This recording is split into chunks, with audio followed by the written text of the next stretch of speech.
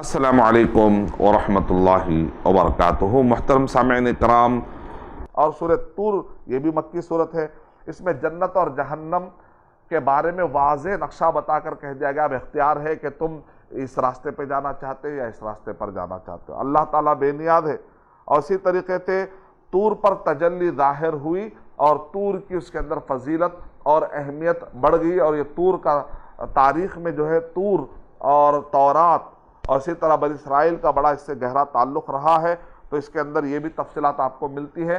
गोया कि इसके अंदर बाद वाली ज़िंदगी को अलग अलग पैराए में समझा गया है कि मरने के बाद की एक ज़िंदगी है और जो लोग उसका इनकार कर बैठते हैं उनकी क्या कैफियत होती है, सूरह ज़ारियात और सूरह तूर के अंदर ये बताया गया।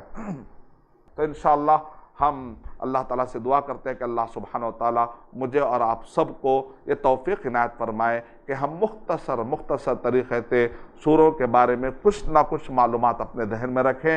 आमीन व आखिरु दावाना अल्हम्दुलिल्लाहि रब्बिल आलमीन। अस्सलामु अलैकुम व रहमतुल्लाहि व बरकातुहू। और मज़ीद वीडियोज़ को देखने के लिए आप हमारे YouTube चैनल को सब्सक्राइब करें। फ़जज़ाकुमुल्लाहु खैरन।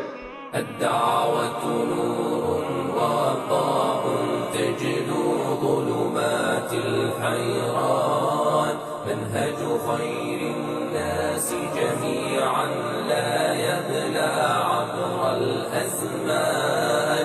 الدعوة نور وضاء تجلو ظلمات الحيران.